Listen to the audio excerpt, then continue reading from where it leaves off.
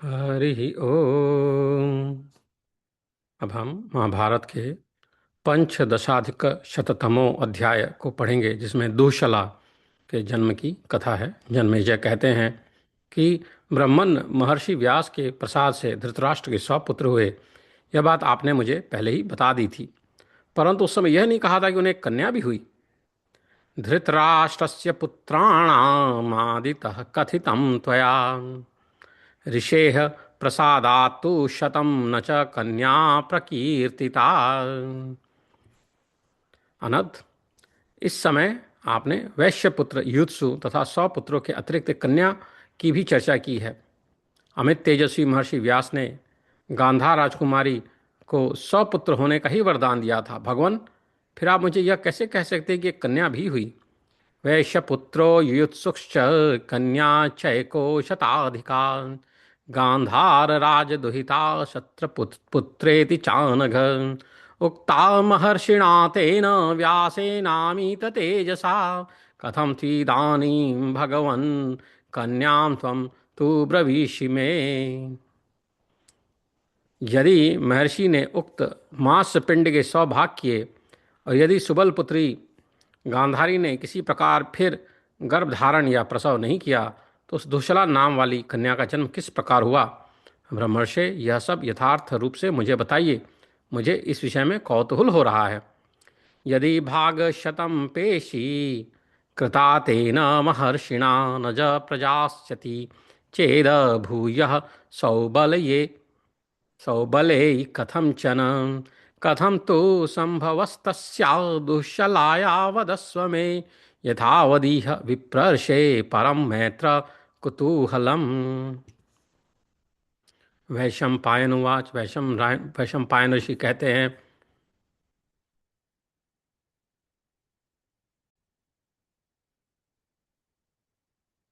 पांडव नंदन, तुमने यह बहुत अच्छा प्रश्न पूछा है। मैं तुम्हें इसका उत्तर देता हूँ।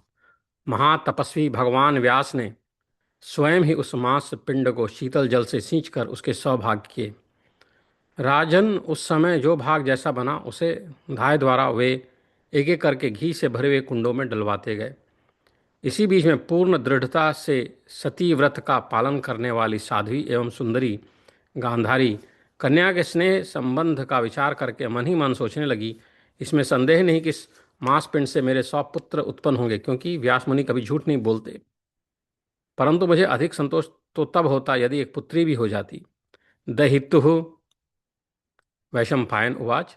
साध्वयं प्रश्न उद्दिष्टः पाण्डवेय ब्रवीमि ते तामांसपेशीं भगवान् स्वयमेव महातपाः क्षीराभिरद्भिराशिच्य भागं भागमकल्पयत् यो यथा कल्पितो भागस्तं तं धात्र्या तथा नृप धृतपूर्णेषु कुण्डेषु एकैकं प्राक्षिपत्तदा एतस्मिन्नन्तरे साध्वी गान्धारी सुदृढव्रता दुहितुः स्नेहसंयोगम् अनुध्याय वराङ्गना मनसा चिन्तयद्देवी एतत्पुत्रशतं मम भविष्यति न संदेहो न ब्रवीत्यन्यथा मुनिः ममेयं परमातुष्ट दुहिता मे भवेद्यदि।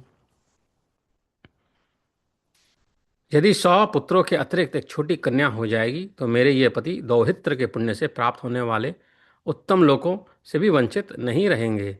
एका शताधिका बाला एका शताधिका बाला भविष्यति कनीयसी ततो दौहित्र जालोक दब्बाह्योऽसौ पतेर्मम। कहते हैं, स्त्रियों का दामाद में पुत्र से अधिक स्नेह होता है। कहते हैं, स्त्रियों का दामाद में पुत्र से अधिक स्नेह होता है। यदि मुझे भी 100 पुत्रों के अतिरिक्त एक पुत्री प्राप्त हो जाए तो मैं पुत्र और दौहित्र दोनों से घिरी रहकर कृत्य कृत्य हो जाऊं। यदि मैंने सचमुच तप दान अथवा होम किया हो तथा गुरुजनों से को सेवा द्वारा प्रसन्न कर लिया हो तो मुझे पुत्री अवश्य प्राप्त हो। इसी बीच में मुनिश्रेष्ठ भगवान श्री कृष्ण द्वैपायन वेद व्यास ने स्वयं ही उस मांसपिंड के विभाग कर दिए और पूरे 100 अंशों की गणना करके गांधारी से कहा, अधिका किल नारीणां प्रीतिर्जा मातृजा भवेत् यदि नाम ममापि स्यादुहितैका शताधिका कृतकृत्या भवेयं वै पुत्रदौहित्रसंवृता यदि सत्यं तपस्तप्तं दग्धं वाप्यथवाहुतं गुरुवस्तोषिषा गुरुवस्तोषिता वापि तथास्तु दुहिता मम एतस्मिन्नेव काले तु कृष्णद्वैपायनः स्वयं व्यभजत् स तदा पेशीं भगवान् ऋषिसक्तमः गणयित्वा शतं पूर्णं शानामाह सौबलीम्। व्यास उवाच, व्यास ऋषि कहते हैं कि गांधारी, मैंने झूठी बात नहीं कही थी। ये पूरे 100 पुत्र हैं। 100 के अतिरिक्त एक भाग और बचा है जिससे दौहित्र का योग होगा। इस अंश से तुम्हें अपने मन के अनुरूप एक सौभाग्यशालिनी कन्या प्राप्त होगी।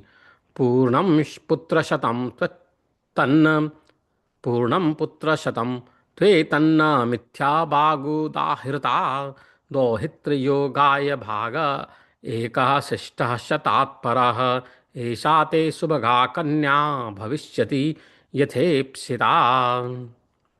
यो कहकर महातपस्वी व्यास जी ने घी से भरा हुआ एक और घड़ा मंगाया और उन तपोधन मुनि ने उस कन्या भाग को उसी में डाल दिया।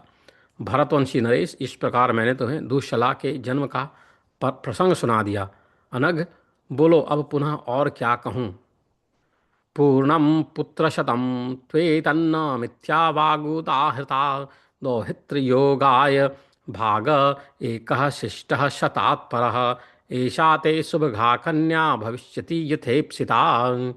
ततो वन्यं धृतकुम्भं च समानाय्य महातपा तं चापि प्राक्षिपत तत्र कन्याभागं तपोधनः एतत्ते कथितं राजन् दुःशला जन्म भारत ब्रूहि राजेन्द्र किं भूयो वर्तयिष्यामि ते नघ। इति श्री महाभारते आदि पर्वणि संभव पर्वणि दुःशलोत्पत्तौ 15शततमो अध्यायः।